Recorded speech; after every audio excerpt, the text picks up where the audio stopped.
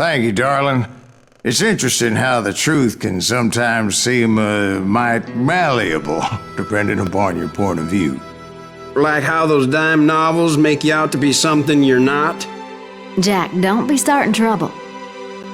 No, he's right. They do tend to exaggerate. Did they exaggerate your part in taking down the Daltons? Well, I was there in the flesh, boy, so I saw what happened firsthand.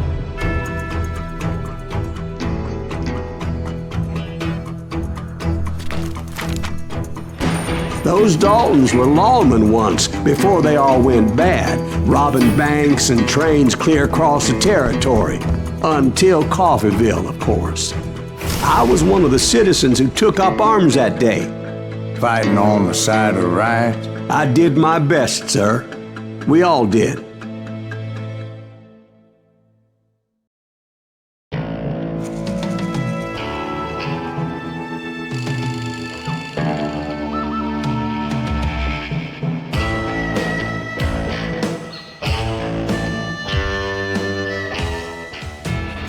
It was early morning. One of my friends was a local gunsmith, and he handed out firearms to anybody who'd take one. You see, the Daltons got it in their heads to rob 2 banks at the same time. 2 banks on the same damn street. The story was Bob Dalton's girl was always writing him about how he had no ambition. Oh, you're nobody next to Jesse James, she'd say. Finally, the bastard took his brothers to Coffeeville just to shut her up. Right. It's always the woman's fault. Well, the locals recognized the Daltons right off. Before they could get away, half the town took up arms to defend their property. Their first mistake was pulling a job in their own damn hometown.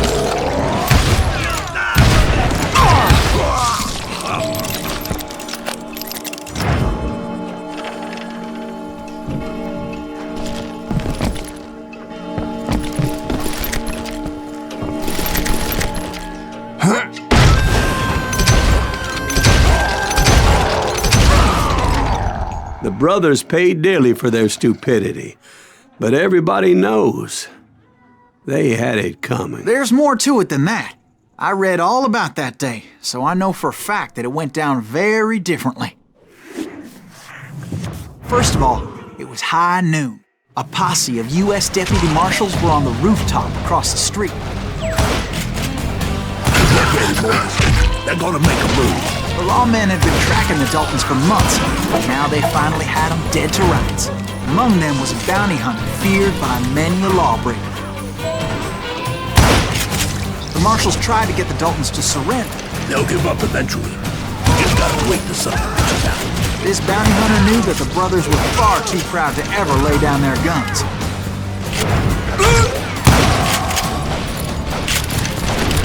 He went in there alone to confront those criminals. One of the marshals shouted, "Where are you going? Are you crazy?" Hey, where do you think you're going, dumbass? That rifle's mine. But he paid him no mind. He saw a way to get around to the back of the bank. Then he figured out how to hit the Daltons from a direction they weren't expecting.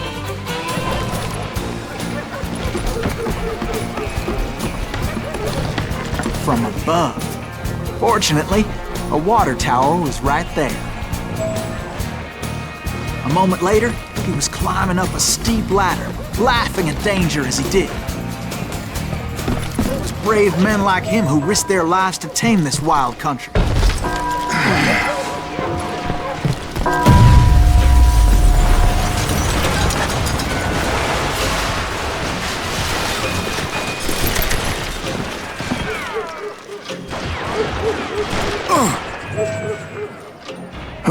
We've got company.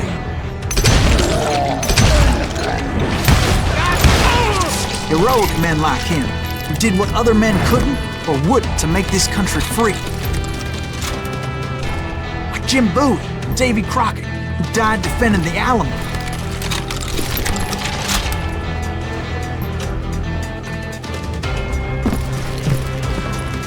Is that Silas Greaves? Son of a bitch!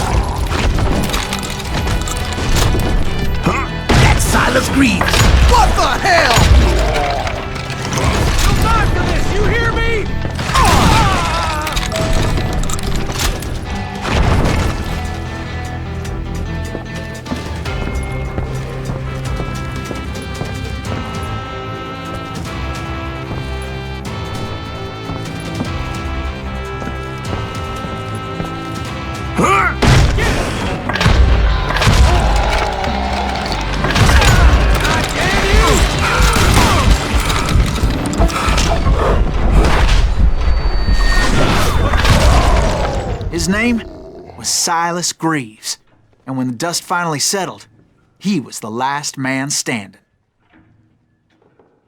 Sorry, kid, but that just wasn't the way it happened.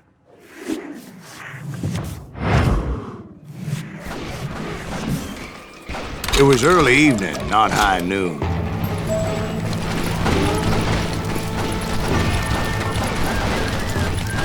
I was late to the party and Coffeyville was already up in arms. The Daltons blew up a safe and were all set to hightail it out of there. Those pathetic deputies surrounding the bank were dropping like flies.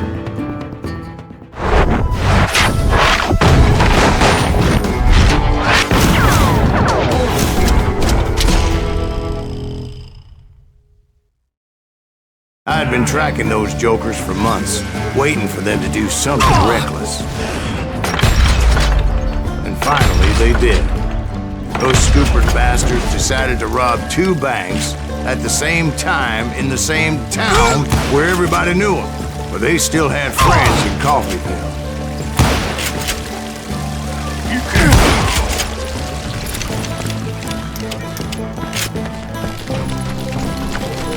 Oh, now what?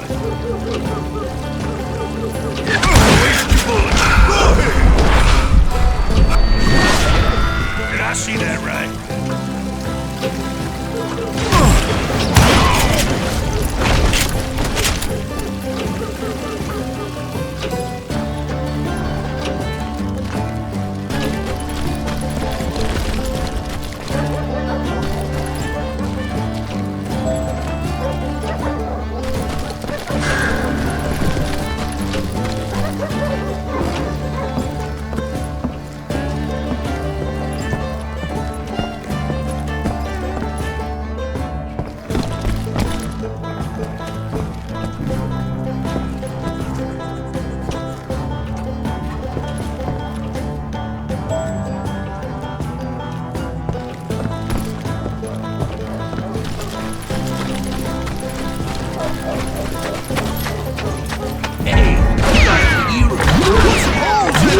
Those friends came after me like a pack of wild dogs, tooth and nail.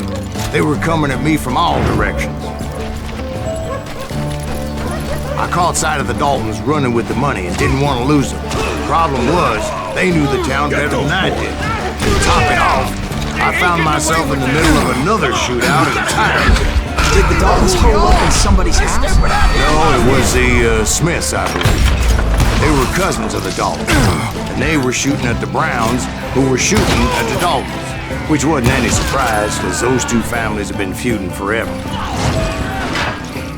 And since the Joneses are related to the Browns, they shot at the Smiths, pissing off the Heimhoffers, whose daughter recently married a Smith.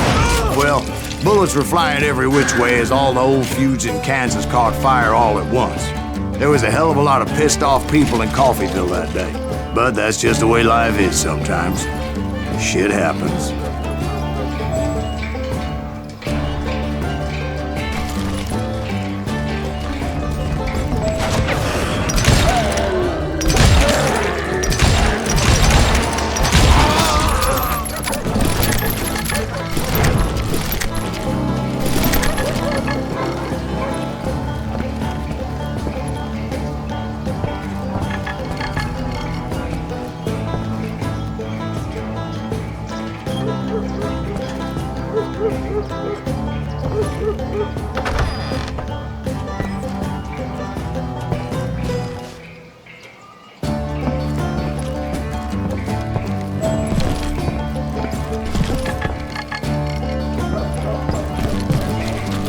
The Dalton boys knew I would never give up.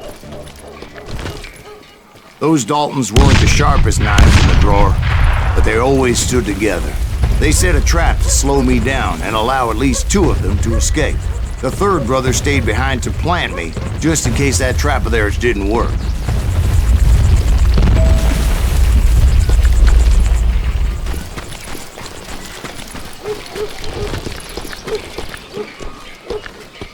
It was Emmett, the youngest, and he decided to stand his ground and face me down.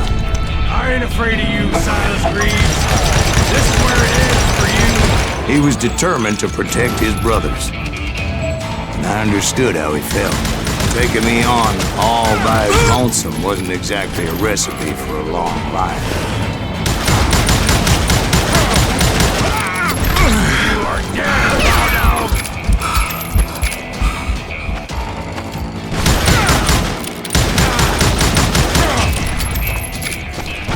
Tear you apart!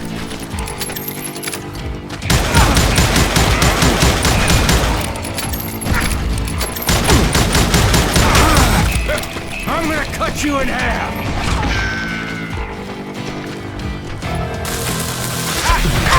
Wow! I'll blow your damn head clean off!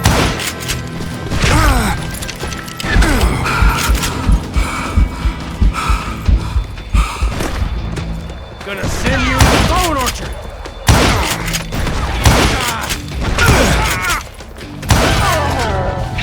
But Emmett Dalton survived the robbery in Coffeyville. He's the only Dalton who did. They say he was shot 23 times. Well, Dwight, who do you think put all those damn holes in him? But I have to admit, that boy had grit.